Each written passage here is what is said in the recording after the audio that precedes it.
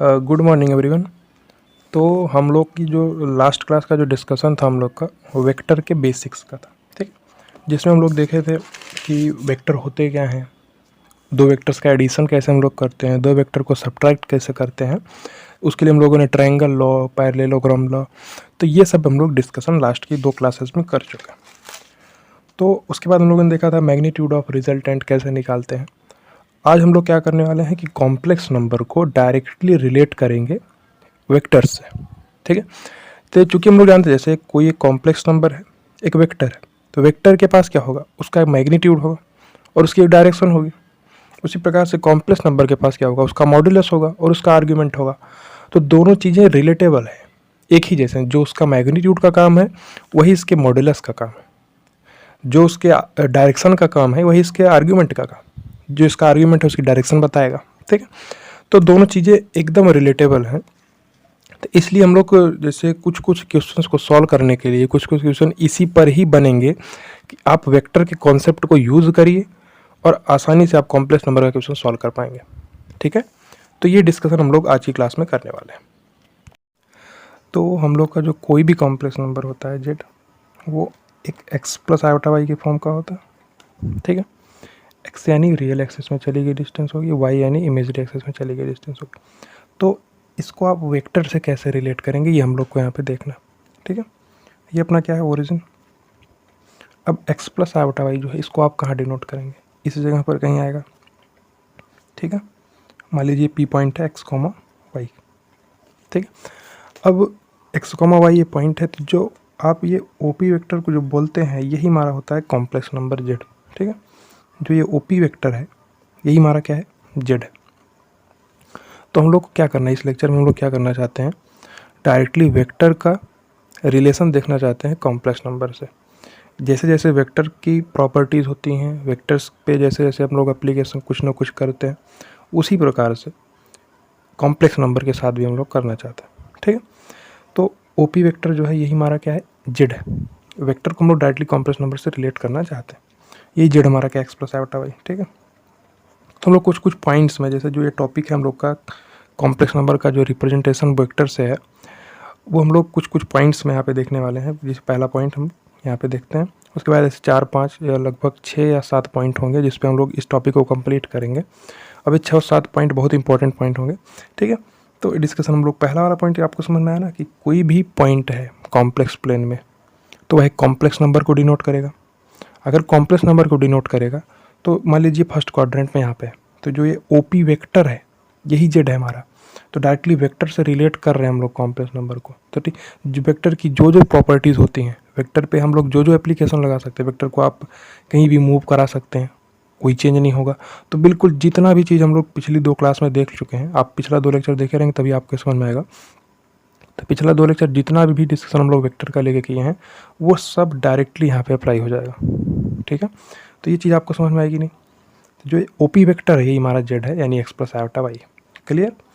तो ये पहला पॉइंट है कि कोई भी पॉइंट है कॉम्प्लेक्स प्लेन में तो वह एक कॉम्प्लेक्स नंबर है। अगर वो कॉम्प्लेक्स नंबर है तो उसको आप वेक्टर से भी रिप्रेजेंट कर सकते हैं। जो ये ओ पी वेक्टर है यही हमारा कॉम्प्लेक्स नंबर हो गया, ठीक है। अब दूसरा पॉइंट देखिए, ठीक है। इसमें आप अपने शब्दों में लिख भी सकते हैं कि कोई भी पॉइंट जो कि कॉम्प्लेक्स प्लेन में होगा तो वह कॉम्प्लेक्स नंबर को रिप्रेजेंट करेगा। ये तो हम लोग को पहले से ही पता। अगर वो कॉम्प्लेक्स नंबर को रिप्रेजेंट कर रहा है तो साथ में वो एक वेक्टर भी है, ठीक है। उस पर आप वेक्टर की सारी प्रॉपर्टीज़ को आप अप्लाई कर सकते हैं, ठीक है। अब दूसरा पॉइंट एक देखिए, दूसरा पॉइंट क्या हो सकता है। तो ऊपर में देखिए जैसे 2 वेक्टर का हम लोग जो एडिशन देखे थे, ए वेक्टर प्लस बी वेक्टर, कि 2 वेक्टर के एडिशन का जो मैग्नीट्यूड होता है वो हम लोग निकाल के देखे थे।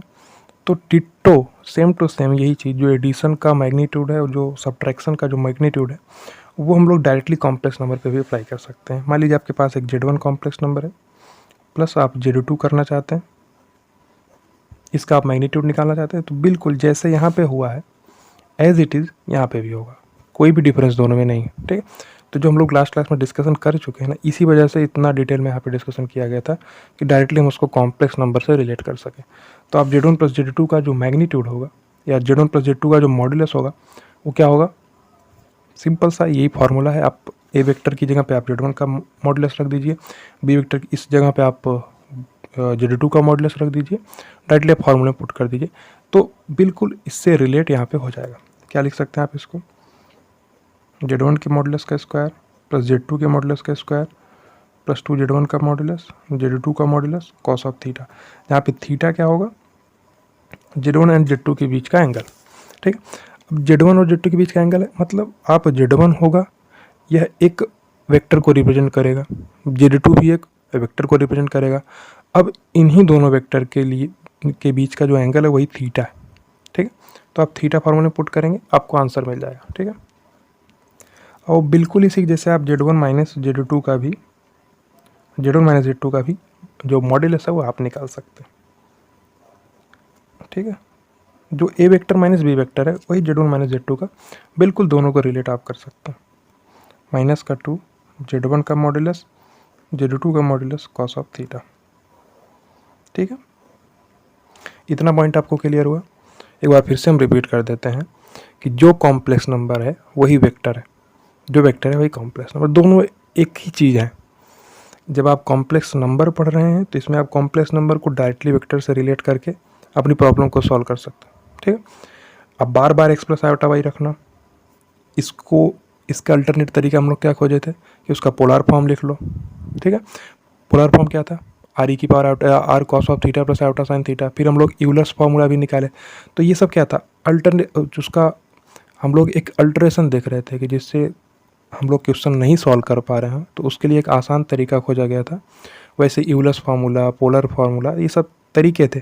उसी प्रकार से अभी हम लोग आगे जो इसमें पहला या दूसरा पॉइंट है ना, ऐसे ही इसमें 6-7 पॉइंट जब देखेंगे तो उसमें 5वें या 6ठे नंबर का पॉइंट आएगा एक, वो बहुत इंपॉर्टेंट पॉइंट होने वाला है। उसमें आप नॉर्मल प्रोसीजर से आपको फॉलो करने में थोड़ा दिक्कत होगा, आप वेक्टर से रिलेट करके ही उसको समझ सकते हैं।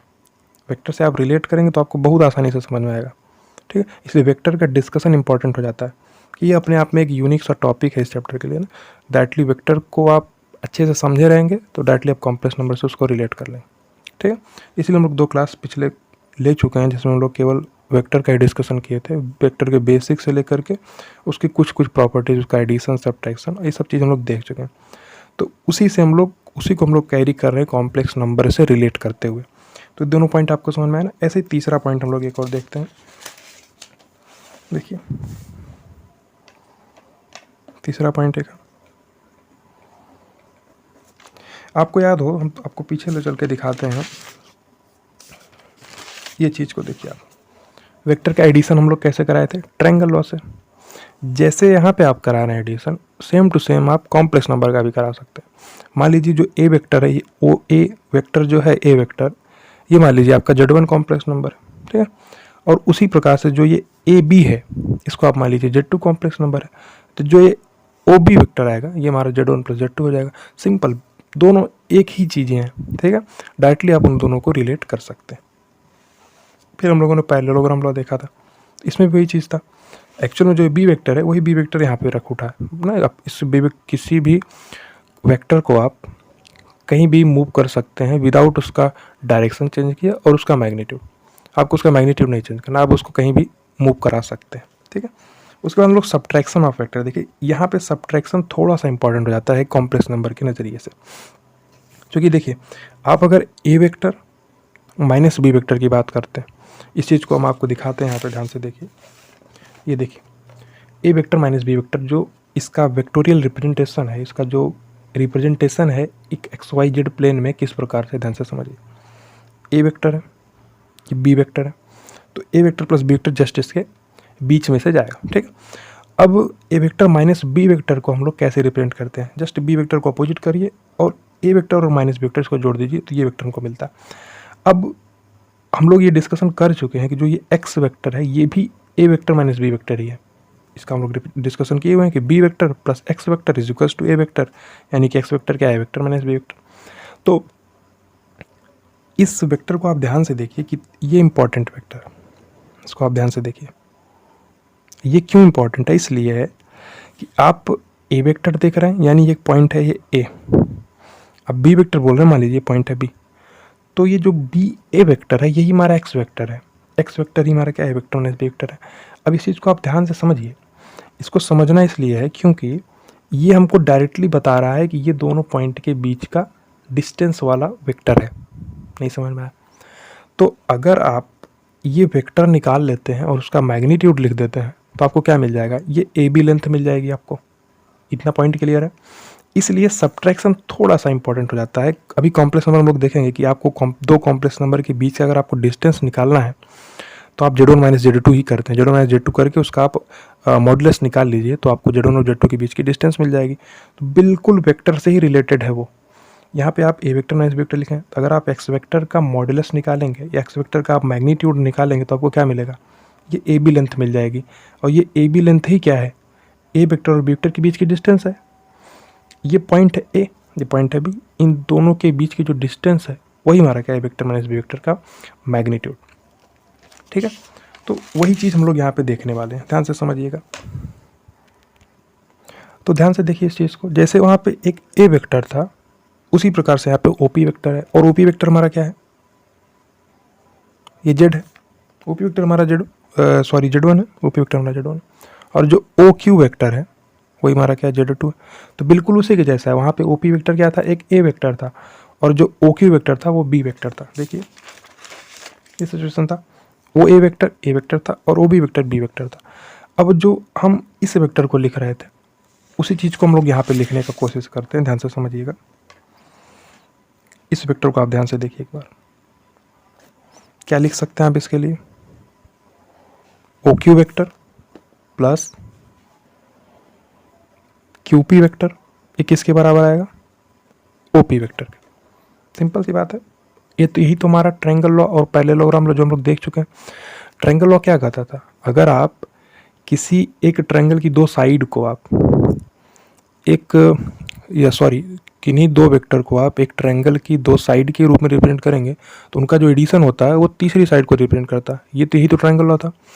अब देखिए ओ क्यू और क्यू पी, ये क्या किया आपने, एक ट्रायंगल की दो साइड को आपने रिप्रेजेंट किया वेक्टर से। अब इनका एडिशन थर्ड साइड को रिप्रेजेंट करेगा, वही चीज़ तो है, ओपी इसका थर्ड साइड हो जाएगा। वही चीज़ हम लोग यहाँ पे वेक्टर एडिशन के फॉर्म, ये हमारा वेक्टर एडिशन है ना, ठीक है, वेक्टर एडिशन डायरेक्टली चीज़ को आप लिख सकते हैं। और ओ क्यू वेक्टर हमारा क्या है, Z2 है, प्लस क्यू पी वेक्टर क्या है हमको नहीं पता, और जो ओ पी वेक्टर वही हमारा Z1 है। तो जो इसका क्यू पी वेक्टर है क्या है, Z1 माइनस Z2। इस चीज़ को आप समझिए। अब सिंपल सा, जैसे ये वेक्टर आपने लिया, अगर आप P से Q जाता हुआ एक वेक्टर लेते तो भी आप लिख सकते, तो उसमें कोई दिक्कत नहीं है, उसको भी हम आपको लिख के दिखाते। मान लीजिए ये वेक्टर ऐसे रहा होता, तब आप क्या करते, आप O P vector plus P Q vector is equals to O Q vector लिखते। ठीक है, वेक्टर का डिस्कशन हम लोग कर चुके हैं 2 क्लास में, उसको आप देखेंगे तभी आपको यहाँ पे क्लियरली समझ में आएगा। इस चीज़ आपको समझ में आई ना, कैसे इसको हम लोग लिख रहे हैं। उसी प्रकार से आप ऐसा भी लिख सकते हैं, क्या, O P vector plus P Q vector, ये किसके बराबर आएगा, ओ क्यू वेक्टर के। और ओ पी वेक्टर ही हमारा Z1 है, प्लस पी क्यू वेक्टर, ये किसके बराबर है, ओ क्यू वेक्टर के। तो ओ क्यू वेक्टर ही हमारा क्या है, Z2 है, इसकी जगह पे आप Z2 ही लिख दीजिए डायरेक्ट, कोई दिक्कत नहीं। तो पी क्यू वेक्टर क्या हो जाएगा, Z2 माइनस Z1। इतना पॉइंट आपका क्लियर हुआ कि नहीं, ठीक है। अब आप क्यू पी वेक्टर को देखिए और पी क्यू वेक्टर को देखिए, यहाँ पे एक बार समझने का प्रयास करिए। पी पॉइंट है Z1 complex number, Q point है Z2 कॉम्प्लेक्स नंबर। हम लोग जब क्यू पी वेक्टर को लिखे तो क्या लिखे, Z1 माइनस Z2। जब हम लोग पी क्यू वेक्टर लिखे तो क्या लिखे आप, जब पी क्यू वेक्टर लिखे तो आप क्या लिखे, Z2 माइनस Z1। दोनों चीज़ें आपको समझ में आनी चाहिए। तो इसके बाद हम लोग एक नोट पॉइंट लिख रहे हैं, उस नोट पॉइंट इंपॉर्टेंट है, थोड़ा सा आप समझिएगा, ठीक है। देखिए नोट पॉइंट, तो एक बार ध्यान से आप इस Z1 माइनस Z2 को देखिए। Z1 माइनस Z2 कौन सा वेक्टर है, ओ क्यू वेक्टर। देखिए Z1 माइनस Z2, यह एक खुद में भी कॉम्प्लेक्स नंबर है, ओ क्यू वेक्टर तो है ही, साथ में एक कॉम्प्लेक्स नंबर भी है। अगर आप इस जो क्यू पी वेक्टर है, इस क्यू पी वेक्टर को अगर आप उठा के ओरिजिन पर रख देंगे, सिंपल सा समझिए, मान लीजिए ये क्यू पी वेक्टर है, अगर आप इसको उठा के यहाँ पे रख देंगे तो एक कॉम्प्लेक्स नंबर जैसा ही तो है। जो क्यू पी वेक्टर आएगा Z1 माइनस Z2, ये अपने आप में एक कॉम्प्लेक्स नंबर है। Z1 माइनस Z2 भी हमारा एक कॉम्प्लेक्स नंबर है। अगर ये Z1 minus Z2 complex number है तो इसमें कुछ खास बात आपको देखनी चाहिए। देखिए, अब Z1 माइनस Z2 वेक्टर की का जो डायरेक्शन है वो कुछ इस प्रकार से, यानी कि अगर Z1 माइनस Z2 को हम ध्यान से देखें तो इसका मतलब ये है ये Z2 से स्टार्ट हो रहा है, ठीक है। Z1 minus Z2 is a complex number. Z1 minus Z2 अपने आप में कॉम्प्लेक्स नंबर है जो कि स्टार्ट कहाँ से हो रहा है, Z2 से, ठीक है। Starts from Z2 and goes up to Z1। ये पॉइंट आप समझिए, इंपॉर्टेंट पॉइंट है, इसको हम लिख लिए इसीलिए लिख रहे हैं कि Z1 माइनस Z2 का मतलब Z2 से स्टार्ट है, Z1 तक जा रहा है। अब आप Z2 माइनस Z1 को देखिए, इसका मतलब क्या है, Z1 से स्टार्ट होगा Z2 तक जाएगा। ये वाला वेक्टर हमारा जो है ये क्या है, Z2 माइनस Z1 है, और जो ये वाला वेक्टर है ये Z1 माइनस Z2, ठीक है। दोनों को हम लोग अलग अलग डायग्राम में भी बना के देख सकते थे। पहले बेसिकली इसके लिए बना के देखते, फिर इस वाले वेक्टर को भी बना के देख सकते थे, लेकिन दोनों को मर्ज कर दिए, आपको दिक्कत नहीं होना चाहिए समझने में, क्योंकि हम लोग डिस्कशन कर चुके हैं इसको। आप समझिए, O Q vector plus Q P vector is equal to O P vector. Triangle law यही तो होता है एडिशन का, जो वेक्टर का एडिशन है ट्रायंगल लॉ यही तो है। उसी प्रकार से आप O P vector plus P Q vector, इसको भी आप ओ क्यू वेक्टर लिख सकते हैं। यही दोनों चीज़ों हम लोग करके देखें। तो लेकिन जो खास बात है, इस नोट पॉइंट को आप ध्यान से देखिए, ये इंपॉर्टेंट पॉइंट है। इसलिए इंपॉर्टेंट पॉइंट है कि आपको यूज़ पड़ेगा इन चीज़ों का। कि आप Z1 माइनस Z2 लिख रहे हैं तो इसका मतलब आपको समझ में आना चाहिए। Z1 माइनस Z2 का मतलब क्या है, Z2 से स्टार्ट होगा, Z1 तक जाएगा। इस वेक्टर को आप देखिए, Z1 माइनस Z2 का मतलब क्या है, Z2 से ही स्टार्ट है, Z1 तक जा रहा है। अब Z2 माइनस Z1 का मतलब क्या है, Z1 से स्टार्ट है, Z2 तक जा रहा है। तो ये पॉइंट आप ध्यान में रखिएगा, बहुत इंपॉर्टेंट पॉइंट है। हमेशा ही Z1 माइनस Z2 वेक्टर जो होगा, Z1 माइनस Z2 होगा, ये एक वेक्टर को रिप्रेजेंट करेगा। साथ में कॉम्प्लेक्स नंबर तो है ही, जितने भी कॉम्प्लेक्स नंबर है सब एक वेक्टर है, और जितने भी वेक्टर हैं सब एक कॉम्प्लेक्स नंबर बन सकते हैं। तो Z1 माइनस Z2 Z2 से ही स्टार्ट होगा और Z1 तक जाएगा। ये Z1 माइनस Z2 था, Z2 से ही स्टार्ट हुआ और Z1 तक गया, तो ये एक वेक्टर है, कोई दिक्कत नहीं है इसमें, ठीक है। तो अब हम लोग एक और पॉइंट देख लेते हैं, चौथा पॉइंट इस क्लास में, ठीक है। उसके बाद हम लोग कुछ क्वेश्चंस को सॉल्व करेंगे, उसके बाद हम लोग और आगे पॉइंट्स पे मूव करेंगे ना। तो ये टॉपिक हम लोग 6-7 पॉइंट्स में डिवाइड कर दिए हैं। बेसिकली सबसे पहला पॉइंट जो था एकदम मतलब बस यही कि कोई भी पॉइंट अगर कॉम्प्लेक्स प्लेन में है तो उसको हम लोग एक वेक्टर की तरह रिप्रेजेंट कर सकते हैं। दूसरा उनका एडिशन सब्ट्रैक्शन, ये चीज़ भी हम लोग देख लिए। अब ये भी देख लिया। अब ऐसे एक पॉइंट और देखते हैं, ये पॉइंट भी थोड़ा इंपॉर्टेंट पॉइंट है। तो इसमें मान लीजिए आपके पास एक कॉम्प्लेक्स नंबर है Z, ये पॉइंट है Z, ठीक है। मान लीजिए P पॉइंट है, सॉरी P पॉइंट है, Z कॉम्प्लेक्स नंबर है, इसका X plus iota Y type का है। अब इसका जो आर्ग्यूमेंट है वो थीटा है, मान लीजिए थीटा इसका आर्ग्यूमेंट। तो जो ये पॉइंट है ना, इंपॉर्टेंट पॉइंट हो जाता है आगे के टॉपिक्स के लिए, ठीक है। अगर ये चीज़ आपको फोर्थ पॉइंट अगर क्लियर हो गया एकदम अच्छे से, तो आपको आगे के जितने पॉइंट आने वाले हैं बहुत ही आसानी से एकदम क्रिस्टल क्लियर होंगे। और ये इंपॉर्टेंट भी है अपने हिसाब से कि कई के जो लोग स्किप करते हैं इन टॉपिक्स को, अब पूरा सब कुछ पढ़ लिया जाता है, क्यूब रूट ऑफ यूनिटी ढंग से पढ़ लेंगे, आर्ग्यूमेंट एम्पलीट्यूड सब कुछ ढंग से पढ़ लिया जाता है, लेकिन इसको थोड़ा सा इग्नोर करते हैं लोग ना। लेकिन आपको इग्नोर नहीं करना है, ये पॉइंट भी इंपॉर्टेंट है। अगर ये फोर्थ पॉइंट आपको समझ में आएगा तो आप आगे है, तो बहुत ईजी पॉइंट है, आपको देखने में लगेगा क्या ही बता रहे हैं, बट इम्पॉर्टेंट है आगे के लिहाज से। आगे हम लोग देखेंगे ना, जब हम लोग लोकस पढ़ेंगे तो लोकस डायरेक्टली इस चीज़ों पे भी कई जगह पे आप डिपेंडेंट रहेगा। ये चीज़ जो हम बताने वाले हैं ना, उसका पूरा यूज हम लोग लोकस पे लेंगे, ठीक। ये आप यहाँ पे समझने का प्रयास करिए। आपके पास एक पॉइंट है P जो Z कॉम्प्लेक्स नंबर को रिप्रेजेंट कर रहा। अब उसका जो आर्ग्यूमेंट है वो थीटा, और उसका जो मॉड्यूलस है वो R है। एक P पॉइंट है हमारा, Z कॉम्प्लेक्स नंबर को रिप्रेजेंट कर रहा। R e की पावर आयोटा थीटा इसको लिख सकते हैं, सिंपल सी बात है। या आप x प्लस आयोटा वाई का फॉर्म लिखिए, या R cos of theta plus iota sine theta लिखिए, आपके ऊपर है, कुछ भी लिख सकते हैं आप। इस चीज़ को आप समझिए कि थीटा इसका आर्ग्यूमेंट था। जनरली हम लोग ये प्रीफर करके चलते हैं कि जो R और थीटा के फॉर्म में लिखा हुआ टर्म है वो ज़्यादा ईजियर पड़ता है क्वेश्चंस को सॉल्व करने में। ये हम लोग देख चुके हैं कई बार ना।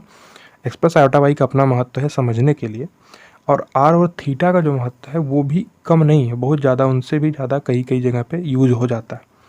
तो वही केस है, हम लोग आर्ग्यूमेंट के टर्म में डील करना प्रिफर करते हैं जब हम लोग थोड़ा सा कॉम्प्लिकेटेड क्वेश्चन बनेगा। ठीक है, अब यहाँ पे समझिए, थोड़ा ये हवाई बातें हो रही हैं, अभी आप देखिए आपको समझ में आएगा। पी पॉइंट है, आर इसका मॉड्यूलस है, थीटा इसका आर्ग्यूमेंट है। अब इससे फाई एंगल पे एंटी क्लॉकवाइज डायरेक्शन में, इससे मान लीजिए इनके बीच का एंगल जो है फाई है, फाई एंगल के बाद इस कॉम्प्लेक्स नंबर से या इस वेक्टर ओपी से, ओपी वेक्टर भी आप इसको बोल सकते हैं, कोई दिक्कत नहीं है, इस ओपी वेक्टर से फाई एंगल के बाद हमारा क्या है, एक दूसरा कॉम्प्लेक्स नंबर है, मान लीजिए उसको क्यू है, वो Z1 है। तो अब हम लोग यही देखना चाहते हैं कि हम क्यू को पी की टर्म में कैसे लिख सकते हैं, ये चौथा पॉइंट है हमारा। ठीक है, इसको आपको समझना है। ठीक है, जो पी पॉइंट है हमारा वो एक कॉम्प्लेक्स नंबर है जेड आर ई की पावर आटा थीटा। अब क्यू को हमको रिप्रेजेंट करना है पी की टर्म में, क्यू भी एक कॉम्प्लेक्स नंबर है Z1। यहाँ पे आप समझिए एक ओपी वेक्टर है, यही हमारा क्या है, जेड है, यही हमारा क्या है, आर ई की पावर आटा थीटा, यही तो लिखते हैं। आर जहाँ पे उसका मॉड्यूलस डिनोट करता है और थीटा उसका आर्ग्यूमेंट डिनोट करता है। अब ओ क्यू जो है, ये क्यू है, क्यू पॉइंट है, ओ क्यू उसका Z1 है, जो ओ क्यू वेक्टर है ये हमारा क्या है, Z1 है। ठीक है, और ये Z1 क्या है, इसका मान लीजिए R1 इसका मॉड्यूलस है हमारे हिसाब से, R1 ई की power iota theta plus phi. ये दोनों चीज़ें आपको समझ में आनी चाहिए कैसे लिखें हम। आपके पास एक कॉम्प्लेक्स नंबर है, पी पॉइंट है, OP vector Z complex number को रिप्रेजेंट करेगा, इससे ही फाई एंगल के बाद हमारा दूसरा कॉम्प्लेक्स नंबर है, और इस जेड के लिए हमारा आर्ग्यूमेंट जो है थीटा है और इसका मॉड्यूलस आर है। तो ये चीज़ आपको समझ में आनी चाहिए। ठीक है बहुत आसान सी चीज़ है, आपको समझ पता भी होंगी, आप नॉर्मली समझ भी जाएंगे कि किस स्टेप को आप आसानी से समझेंगे, लेकिन इसका जो एप्लीकेशन होगा वो बड़े स्तर पर इसका एप्लीकेशन होने वाला, ये चीज़ आपको समझना है। इससे फाई एंगल के बाद दूसरा कॉम्प्लेक्स नंबर है, और ये फाई एंगल आपको ध्यान रखना है एंटी क्लॉकवाइज डायरेक्शन में। अब इससे जो एक रिजल्ट निकल के आएगा वो रिजल्ट इंपॉर्टेंट होने वाला है। अब आप Z1 को ध्यान से देखिए, Z1 क्या है, R1 ई की power iota theta plus phi हो गया। इसमें आपको कोई दिक्कत नहीं, क्योंकि जब हम थीटा प्लस फाई लिख रहे हैं मतलब ये पूरा एंगल हम ध्यान दे रहे हैं, ये पूरा एंगल, ये वाला एंगल, ये क्या है, थीटा प्लस फाई, पूरा थीटा प्लस फाई। तो पूरा एंगल तो लेना ही पड़ेगा हमको, क्यों, क्योंकि हम क्यू को लिख रहे हैं। तो क्यू को हम लिखने के लिए क्या चाहिए, क्यू का मॉड्यूलस चाहिए, क्यू का आर्ग्यूमेंट चाहिए। तो क्यू का आर्ग्यूमेंट क्या है, ये छोटा वाला एंगल थीटा प्लस ये फाई, यानी थीटा प्लस फाई, पूरा एंगल हमारा ये है। अब आप Z1 को एक बार लिखिए, क्या लिख सकते हैं, R1 ई की पावर आयोटा थीटा इंटू ई की पावर आयोटा फाई, ऐसा आप लिख सकते हैं, कोई दिक्कत नहीं। एक्चुअल में इस जेड वाले कॉम्प्लेक्स नंबर से फाई एंगल पर ही दूसरा Z1 कॉम्प्लेक्स नंबर है, तो उस Z1 को हम जेड की टर्म में लिखना चाहते हैं। ये अपना टास्क है, ये हम सोच रहे हैं कुछ इस प्रकार से, अगर इसमें लॉजिक बैठा है वो चीज़ आपको समझ में आना चाहिए। R1 ई की पावर आयोटा थीटा, अगर हमको Z1 को जेड की टर्म में लिखना है, ये पी पॉइंट है जेड, ये मतलब यही हमारा जेड है, कोई दिक्कत नहीं। अगर हमको Z1 को जेड की टर्म में लिखना है तो जो Z1 जेड वैल्यू है उससे हमको इसको रिलेट करना पड़ेगा। यहाँ पे देखिए जेड जो है वो आर ई की पावर आयोटा थीटा है, तो ई की पावर आयोटा थीटा को आप Z/R लिख सकते हैं कि नहीं लिख सकते हैं, लिख सकते हैं। तो Z1 है, ये क्या है, R1 है, इंटू ई की पावर आयोटा थीटा क्या है, Z/R, कोई दिक्कत नहीं है इसमें, Z/R आप इसको लिख सकते हैं, इंटू ई की पावर आयोटा फाई। अब देखिए आप Z1/R1 लिख दीजिए इसको, इज इक्वल्स टू Z/R ई की पावर आयोटा फाई। अब इसको थोड़ा और मॉडिफाई करके हम लोग देते हैं, R1 क्या है, Z1 का मॉड्यूलस है, यानी कि Z1 का मॉड्यूलस, ZR क्या है, Z का मॉड्यूलस इंटू ई की पावर आयोटा फाई। इतना पॉइंट आपको क्लियर हुआ। ये फॉर्म देखिए, ये फॉर्म इंपॉर्टेंट फॉर्म है। इसी से रिलेटेड एक फॉर्म और हम आपको दिखाएंगे। अभी आप ये समझिए, उसको हम लोग अभी तुरंत देखते हैं थोड़ी देर में। इसको आप समझिए, आपके पास एक वेक्टर है ओपी वेक्टर, जो कि एक जेड कॉम्प्लेक्स नंबर को डिनोट कर रहा है, और इसी से जस्ट फाई एंगल के बाद, इसका मतलब ये कि इन दोनों वेक्टर के बीच का एंगल फाई है। हम लोग जो आगे पॉइंट देखने वाले हैं वो यही डिसाइड, वही इसी पॉइंट से निकालेंगे एक पॉइंट को, वो बहुत ज़्यादा इंपॉर्टेंट पॉइंट है कि दो कॉम्प्लेक्स नंबर के बीच का एंगल कैसे हम लोग देखते हैं।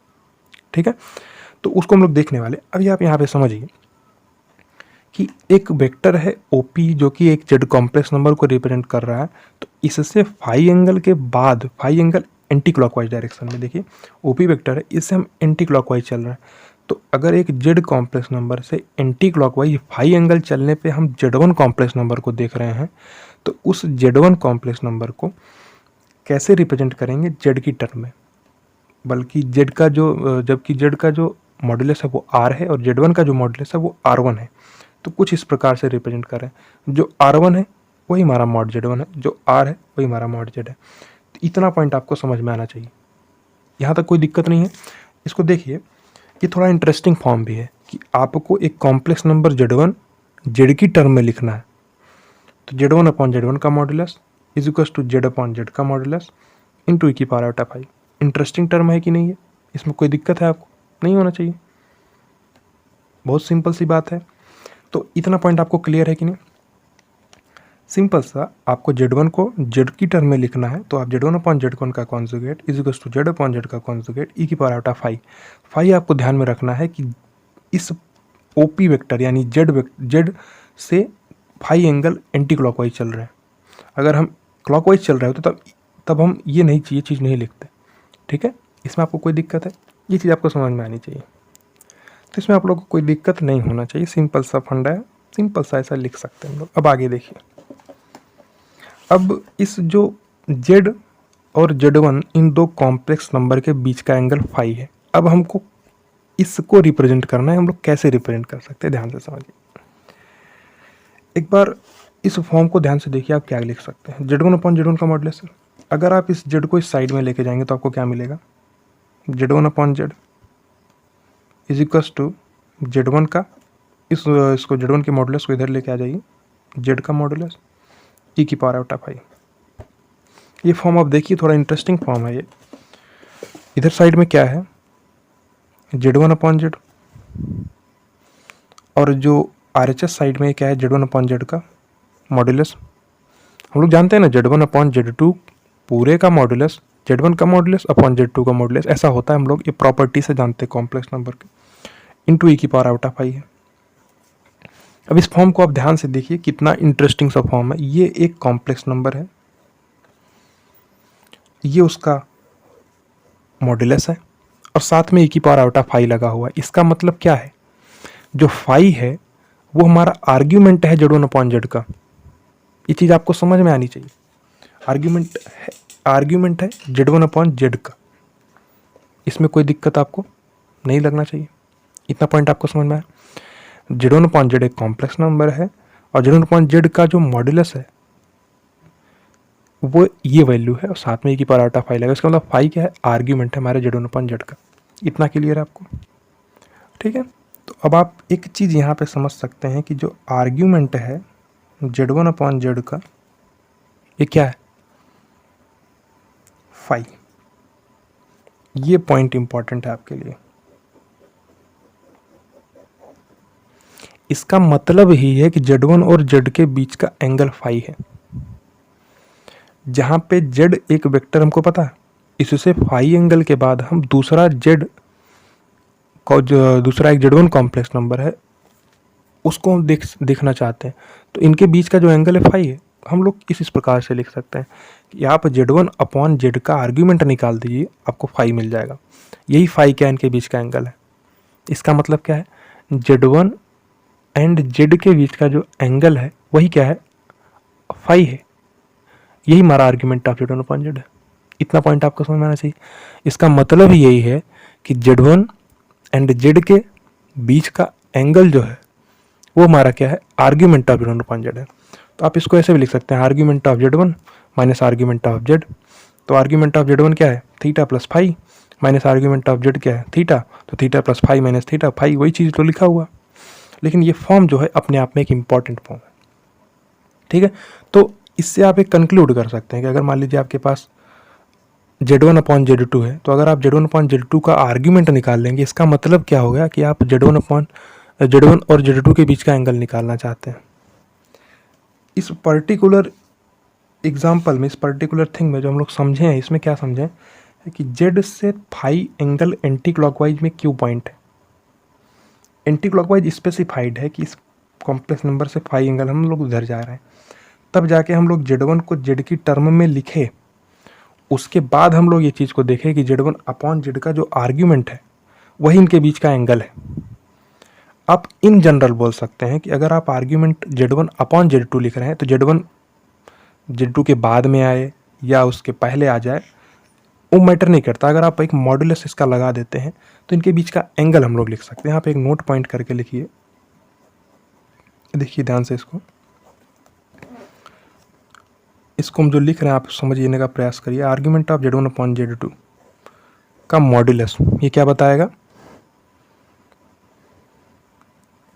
Tells us angle between Z1 and Z2।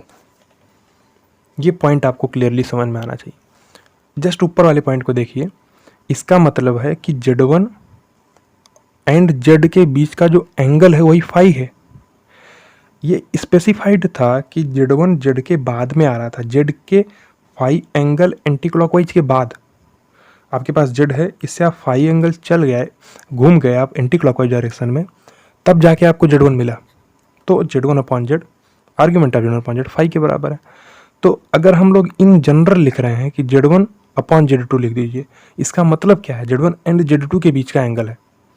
Modulus हम लोग इसलिए लगा दिए हैं कि Z1, मान लीजिए Z1 यहाँ पे आ रहा है, फिर Z2 यहाँ पे आ रहा है, या पहले Z2 ही आ जा रहा है तब Z1 आ रहा है, तो कोई दिक्कत नहीं है। मॉडुलस आप लगा देंगे तो इनके बीच का एंगल ही हमको मिल जाएगा। इतना पॉइंट आपका क्लियर हुआ, इतना पॉइंट आपका क्लियर हुआ ना अच्छे से। ये हम लोग की आज क्लास का डिस्कशन था। हम लोग आगे की क्लास में और भी आगे डिस्कशन इसको कंटिन्यू करेंगे, क्वेश्चंस के बाद क्वेश्चन सॉल्व करेंगे, उसके बाद हम लोग और कंटिन्यू करेंगे। तो अभी तक आपको समझ में आना चाहिए। एक बार हम फिर से रिपीट कर देते हैं प्रीवियसली, मतलब यहाँ से रिपीट करते हुए जो पहला फर्स्ट पॉइंट देखे थे वहाँ तक चलेंगे। इस पॉइंट को आप समझने का प्रयास करिए। Argument of Z1 upon Z2 का मतलब है Z1 एंड Z2 के बीच का एंगल। सिंपल सी बात। मॉडुलस हम इसलिए लगा दिए हैं कि पहले Z1 आएगा या Z2 आएगा ये पता नहीं। इन जनरल हम लोग बात कर रहे हैं कि अगर आपको कहीं भी Z1 एंड Z2 के बीच का एंगल बात करना है तो आप argument of Z1 upon Z2 करिए। Z1 अपॉन Z2 के का आर्ग्यूमेंट लगा दीजिए, आपको उसके बीच का एंगल मिल जाएगा। Tells us angle between Z1 and Z2। ये डिस्कशन हम लोग पहले देख चुके क्या, कि argument of Z1 upon Z जो आया है वही हमारा क्या इनके बीच का एंगल है। उसके लिए हम लोग एक फॉर्म यूज़ किए थे। क्या आपके पास P पॉइंट है, आप इस P पॉइंट को रिप्रेजेंट कर सकते हैं सिंपली आर की पावर आयोटा थीटा से लिख सकते हैं।